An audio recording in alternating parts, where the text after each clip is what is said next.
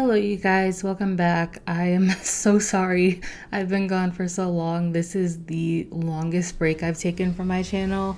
I was super busy with school and work, and I just didn't get a chance to work on any content for the past month. But I'm officially done with finals and I have the next 5 weeks off. So I promise I'm going to make it up to you. So prepare for more content coming your way. But this week's video, if you couldn't tell, is about K-pop fashion and why I think it sucks. I've talked about K-pop fashion before, specifically in regards to Red Velvet. And one of my most popular videos on my channel is my Red Velvet Needs a New Stylist video. This time I wanted to talk more generally about what I think is wrong with fashion in K-pop. For the sake of transparency, I will say that I have no sort of degree or certification relating to fashion. I'm just somebody who likes clothes and has opinions. I'm not a professional and I never claim to be, so take these opinions how you will. Now let's get into the video. First opinion is every female idol does not need bangs. Don't take this the wrong way. I have nothing against bangs. I absolutely love the traditional blunt bangs on the right person. However, I feel like a lot of hairstylists use bangs way too liberally. Idols like Momo, Yoon, Seulgi, and Lisa all look fantastic with the full blunt bangs. However, if you've ever had bangs regret, you know that bangs are really a hit or miss and it can really make or break your entire look. A few idols who have had bangs who I really think didn't need them are Joy, Yoona, and Chewy. To clarify, this has nothing to do with whether or not I think they're attractive. I just think that bangs didn't really suit them. I think that bangs can look really good on the right person, but they're definitely not for everybody. I think different styles of bangs would look good on a lot of idols, like Irene's see-through bangs during Bad Boy and Oompa Oompa era, or Karina's curtain bangs, but I feel like bangs overall are just really overused. There are plenty of other ways to experiment with somebody's look that don't involve that awkward growth process after you cut your hair. Next opinion is leave dyed tips in 2013 where they belong. I hate dyed tips on idols, especially when the stylist keeps the rest of their hair brown. I don't really mind the ombre look if it's combined with a flattering color like black or blonde, but the brown hair with blue or green tips just always reminds me of every girl's first attempt at dyeing their hair at home. The colors don't complement each other, they're clashy, and a lot of the time the color isn't blended well. There's no fade into the color, but just harsh lines where the root color ends and the ombre begins. I will say that this trend isn't always ugly. Like I said, there are times where I think it can look good, but for the most part, I'm just tired of seeing it because it seems like there are very few K-pop hairdressers who can do it and make it look good instead of a DIY dye job. Next opinion is male idol fashion is boring. There isn't really much to say here. Male idol fashion is stagnant and extremely safe. K-pop idols put them in the same black or dark blue blazer and pants and swear they ate. Either that or they'll put them in some high-end brand like Gucci and expect the price tag to make up for the fact that the outfit is boring. It's tired. And whenever K-pop stylists dare to experiment with fashion, they immediately resort to using traditionally feminine clothing like skirts or crop tops.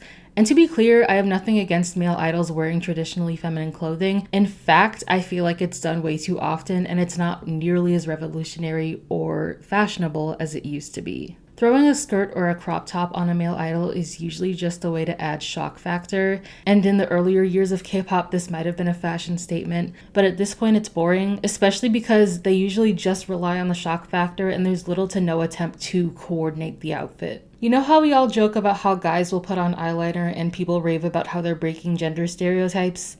This is exactly how I feel about crop tops and skirts on male idols.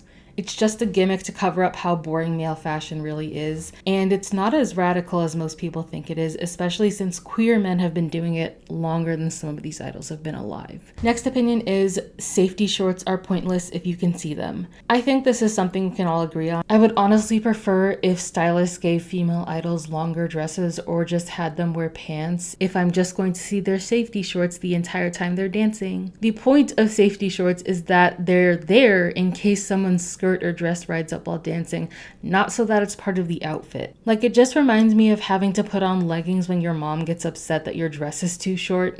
It ruins the whole outfit and it completely negates the point of wearing a skirt or shorts over it. It also prevents idols from giving good performances if they're constantly tucking down their skirt or dress during their performance. I love a good stage outfit, but comfort should always come before fashion in these cases. And there are plenty of ways to create a good outfit with a longer dress or pants. And I know a lot of people love to claim mistreatment or sexualization at situations like this because those are two of K-pop stans' favorite buzzwords, but that's not what I'm trying to imply. I'm just tired of seeing a good performance and good outfits being hindered by safety shorts because these stylists can't bother to give them longer outfits or pants to dance in. Next opinion is they're not a fashion icon, they're just skinny. Before I start, I want to clarify that this is not the part where I start body shaming people, but it's undeniable that a person's ability to be fashionable and trendy relies solely on how skinny they are, and a lot of idols benefit from skinny privilege. The fashion industry is made for skinny people, and the defining characteristics of most trends in K-pop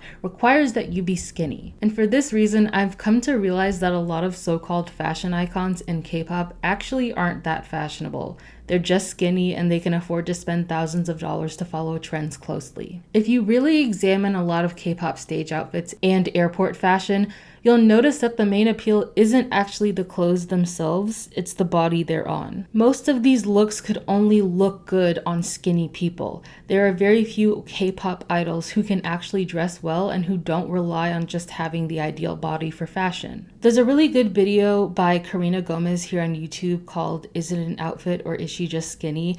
And it really highlights how a person's ability to be fashionable is based on their body, not the actual outfit themselves. It's a good watch, and I think it applies to most K-pop idols.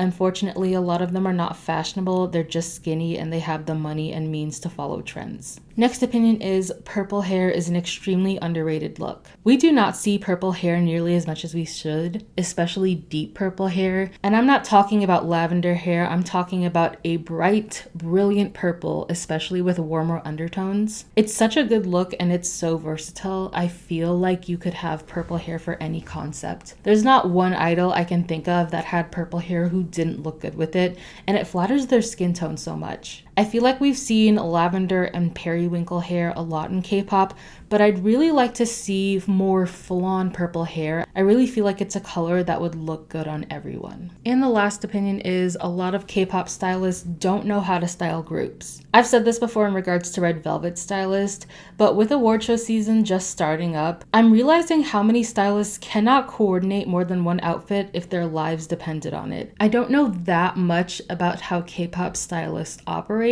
but I assume a lot of them probably got their start styling individuals such as actors or maybe even soloists, so they're probably not used to styling whole groups, which is why so many groups look like each member is attending a different event. It feels like stylists don't realize that just because each member is wearing similar or the same colors doesn't mean that they can't still look mismatched.